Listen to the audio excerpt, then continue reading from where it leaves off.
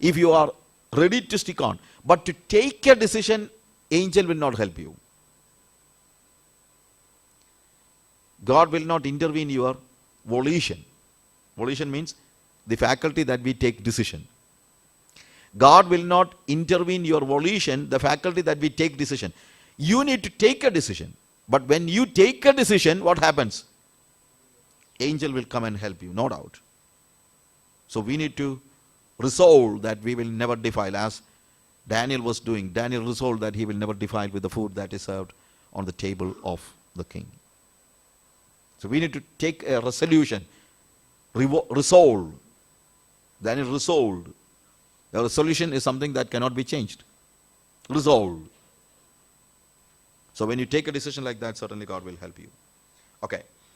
So the life of Jesus in relation, Jesus and God, Jesus and his disciples, Jesus and public, Jesus and his enemies, and Jesus and the spirit world.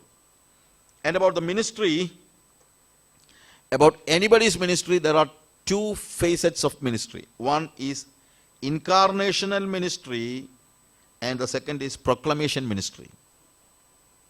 Incarnational ministry, and the second thing is proclamation ministry.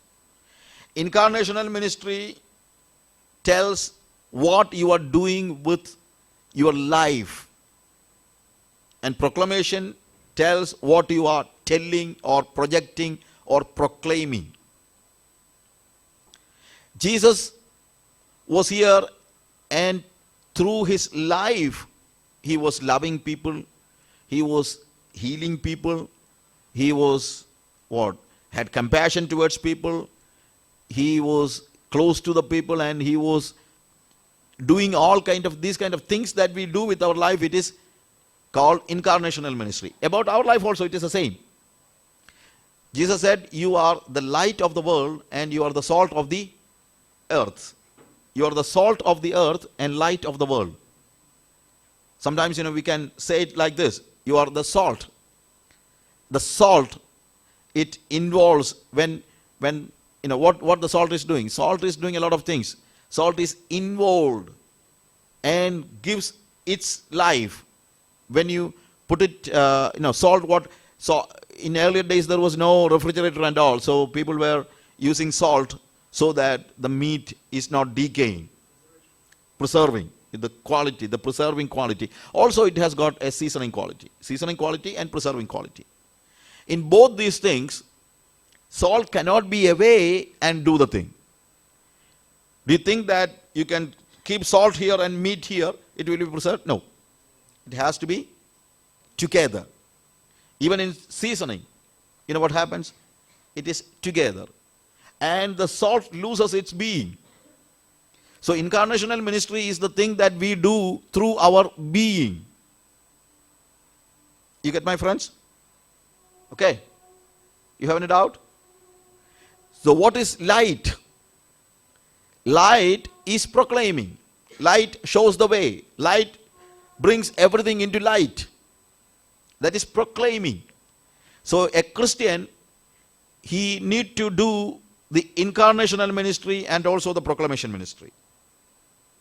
The ministry of his being and the ministry of his words. Whether it is words or writing or anything, it is proclamation. You get me?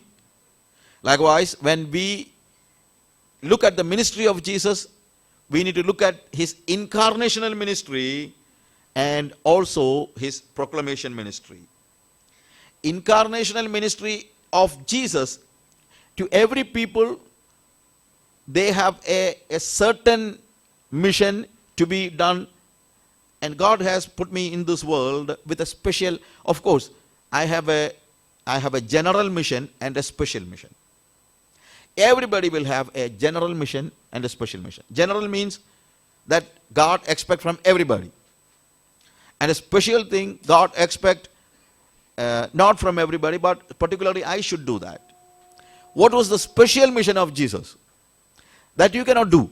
The special mission of Jesus, incarnational mission of Jesus, was to save the sinners.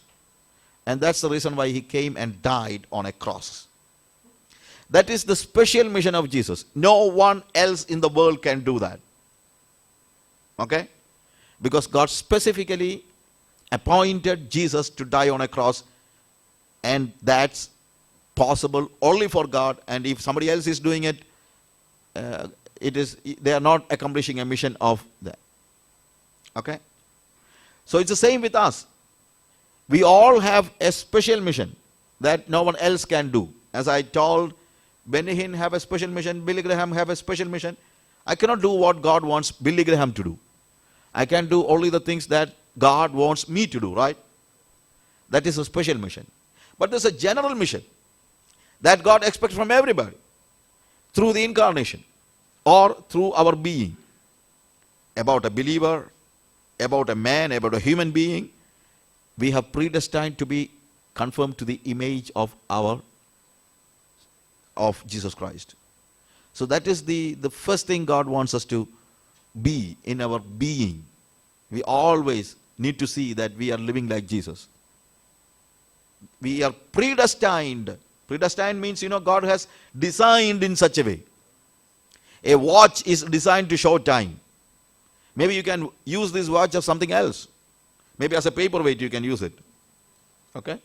You can use it, but it is not predestined to use as a paperweight. You get my point? Likewise, the human, we all, you and me, we are predestined or created so that we all will become or conform to the image of His Son, Jesus Christ. That is a predestination of each and every person who lives on this planet Earth. When you fail, you are a failure. Okay? But at the same time, and that about Jesus, Jesus said, the Son of Man came here not to be served, but to serve and to die for others as a ransom. So the Son of Man came to die. The Son of Man, we all are coming here to live, but Jesus came here to die. We all want to live. Of course, we will die, something different. But the very purpose of the incarnation of Jesus was to die for the mankind. So that was His incarnational ministry. And also His compassion ministry, like healing, casting out demons, visiting and eating with people. These are all incarnational ministry. He was going to Bethany. Think about going to Bethany and spend time with the family. Jesus was doing all these things as part of His incarnational ministry. At the same time, His proclamation ministry, He was proclaiming the kingdom of God. That was His emphasis of teaching. That was the emphasis of His teaching. From the very beginning of He started His teaching by preaching the kingdom of God. And even in Matthew chapter 5, 6, 7, we see Jesus is teaching the standards of the kingdom of God or the law of the kingdom of God. And in chapter 13 and in many parts of Matthew and Luke, we see He is proclaiming the kingdom of God through parables. Many of the parables, most of the parables are kingdom parables. And all those 3.5 years, He was teaching the disciples the kingdom of God. But in Acts chapter 1, we see when they were together, they were asking, Lord, is it at this time you are restoring the kingdom of Israel? All these 3 years, Jesus was teaching the kingdom of God. From their mind, nothing happened. Even when He was risen and He was talking to the people of Emmaus, people who were going to Emmaus, they were also thinking about, we thought He would restore the kingdom for Israel. And Jesus was very sad. All these 3.5 years I taught them the kingdom of God, and they are only thinking about the kingdom of Israel. So you know what happened? Jesus extended His visa for another 40 days. Jesus said, Father, I was always trying to teach them the kingdom of God. They could not understand it. Give me 40 more days. He extended His visa. And in Acts chapter 1 we see, I tell you why this, everything I say, I'm telling it from the Bible. It doesn't say about visa, but, we see in verse 3, chapter 1, verse 3. To them he presented himself alive after his passion by many proofs, appearing to them during 40 days and speaking of the kingdom of God. You understand? And speaking of the kingdom of God. In my website you can hear a message, Mission Pentecost. It deals with this subject. I told you, my website is very easy. It is www.sjmatthew.com. That's all. In works, you can go for the English messages and you will see Mission Pentecost. And I deal with this thing in that message. Okay, my friends. So, even another 40 days he was spending teaching them the kingdom of God. Even after 40 days they were asking, is it at this time you are restoring the kingdom of Israel? He was fed up. He said, now I need to go. My visa is expired. So I am going, but I will send you somebody else. The Holy Spirit will come. And only when the Holy Spirit comes, you will know the kingdom of God. So he sent the Holy Spirit, and thank God, then the apostles, they were not preaching the kingdom of Israel, but they were preaching the kingdom of God. You get my friends? Okay? So his teachings were parables and also discourses and even signs. I will tell what is signs. So, next thing. So, this is the clue to learn the life of Jesus Christ. Okay? You finished? Okay. Then he was choosing his disciples. That we see in Mark chapter 3 verse 14. And also in different passages. I will tell the passages. But the purpose of choosing his disciples is clearly written in Mark chapter 3 verse 14. You know what is said there? For what purpose he was choosing his disciples. It is, Jesus says, and he went up, verse 13 onwards, he went up on the mountain and called to him those whom he desired, and they came to him, and he appointed 12. What is it? For what? To be with him, first of all. Why he appointed the 12? To be with him. And be sent out to preach, and to have authority to cast out demons. What's the first thing? To be with him. The primary decision of a disciple is that I will stay with Jesus. If you're a disciple, the first thing God is seeking from you is nothing. Preaching, casting out demons, miracles, nothing. You need to be with him.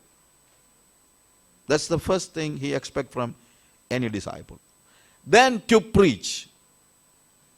And that includes healing the sick and casting out demons and these kinds. These are all following the preaching. God never appoints somebody just to perform miracle and go back. No. God wants a person to preach. Preach means, maybe, of course, you can heal the people, you can cast out demons, everything is there. But if you do not proclaim the gospel and show the cross of Christ, I tell you, what Jesus is asking from a disciple or a person who follows him, the first thing, if anyone would follow me, let him deny himself, take up his cross, and follow me. And he calls his disciples in Matthew chapter 4, verse 18 to 22, Mark chapter 6, verse 16 to 20, and John chapter 1, verse 35 to 51, and calling of Matthew in Matthew chapter 9, verse 9, and he was calling 70 disciples in Luke chapter 10, verse 1 to 12. I'll tell. The first disciples were called in Matthew chapter 4, verse 18 to 22. He is calling Simon, Peter, Andrew, and John, and James. He is calling all of them when he was walking at the shore of the Sea of Galilee. They were all fishermen. He was calling all those people. They were the beginners. And Mark chapter 6 verse 60 to 20 also we see the same.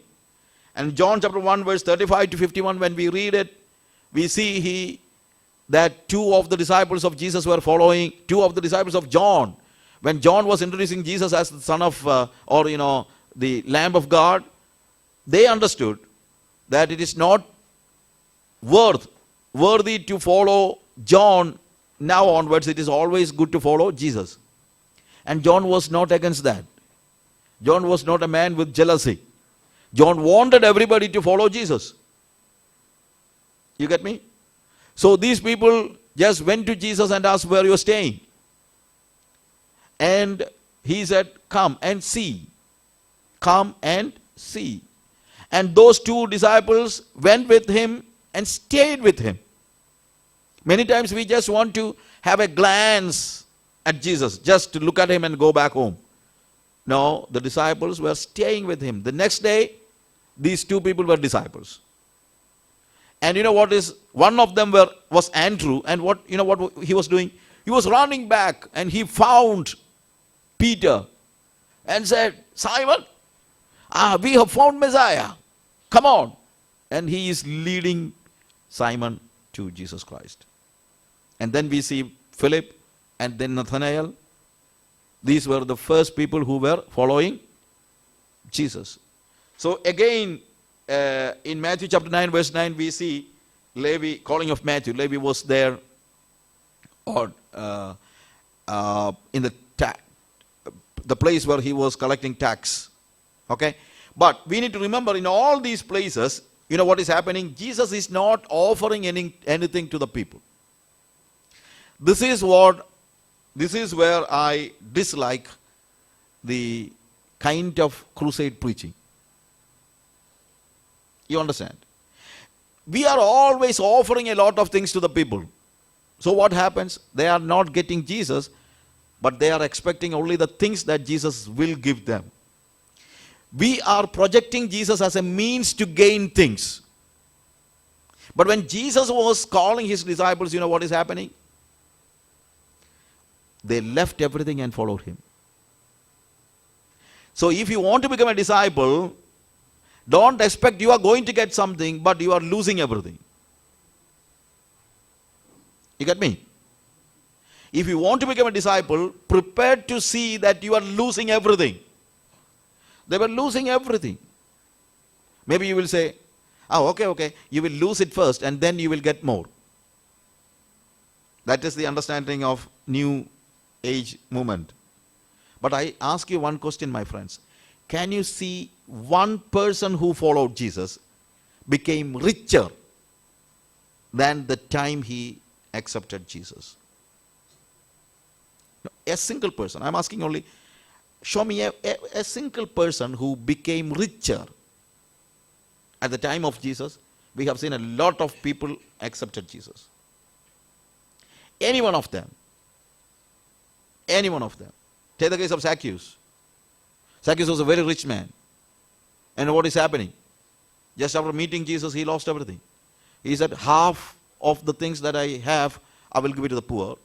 And all the things that I have cheated, I will give fourfold back.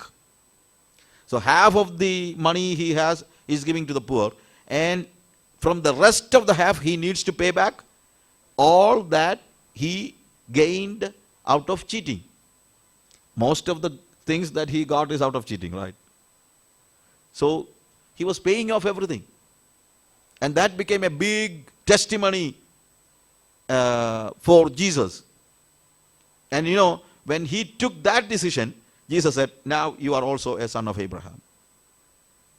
When you take a decision to lose things, you are a son of Abraham. You know why? Abraham was not gaining, Abraham was giving. He was leaving. Abraham was leaving. Right? In Genesis chapter 12 we see that God was asking him to leave, not to gain. Maybe you will say, yes, God gave him Canaan, right? But he was not after Canaan. And in his lifetime, all his lifetime, he was living in tents, not even in a house. All his lifetime. Because he found a city that with foundations that was awaiting for him, and that scene made him count everything dung, even the things that God promised him. Even the things that God promised him Canaan, but he was not looking to Canaan. He considered himself as a stranger, even though it was a promised land, because he found something more than that. So why we are after the things of this world? Because we have never had a vision about eternity. If you live in the light of eternity, then you will never go for things of this world. We need to consider ourselves as strangers. We need to live this in this world. We need food, we need shelter, accommodation, everything we need. But always we need to count ourselves as a stranger in this world, because our citizenship is not in this world, it is in earth. It is not in earth, it is in heaven. It is not in earth. So he was choosing disciples, that's what we see there. And about his miracles, Acts chapter 2 verse 22, Peter is saying that God attested Jesus with miracles. Okay, 2 verse 22. Men of Israel, hear these words. Jesus of Nazareth, a man attested to you by God with mighty works and wonders and signs which God did through him in your midst, as you yourself know.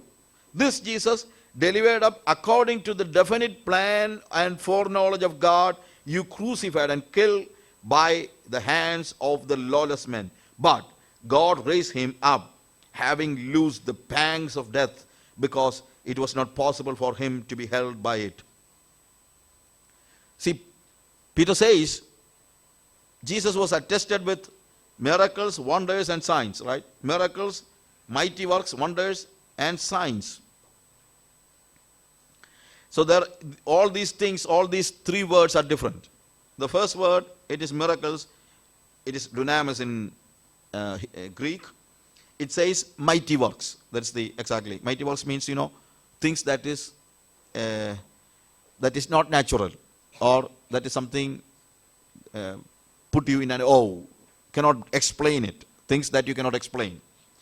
So that is dunamis. And wonders, it is not a mighty work.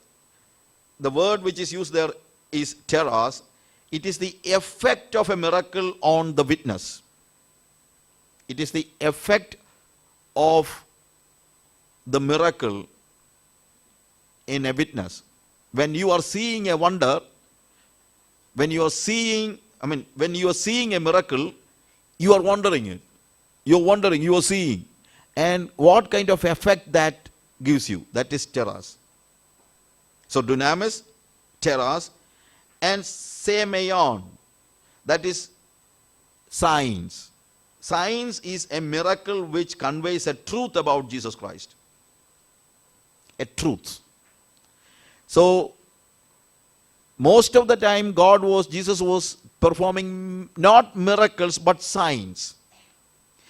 Maybe a miracle is usually a sign, but a sign need not be always a miracle.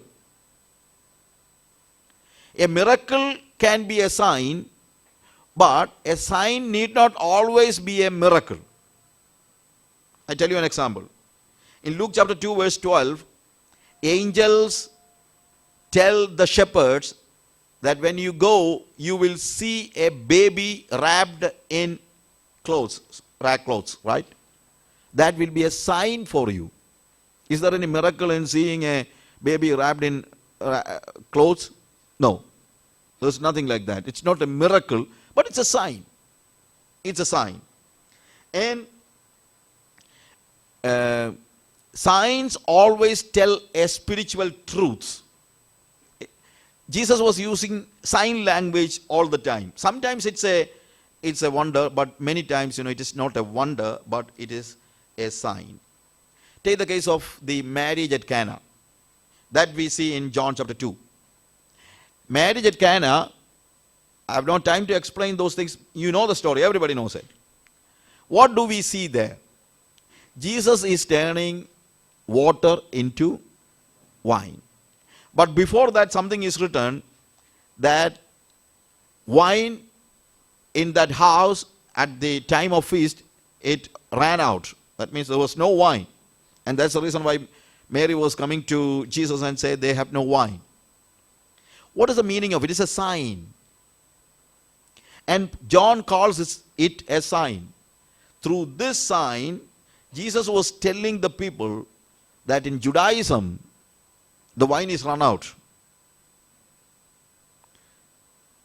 There is no joy in Judaism. There is nothing in Judaism that gives you life. Nothing. The wine is run out. It is like just water. But Jesus says, I came here to turn it into wine. You get me, my friends? It is a sign. So he says it is a sign. And also in the Old Testament, and also in their messianic expectations in many places, they believed when the Messiah comes, there will be abundance of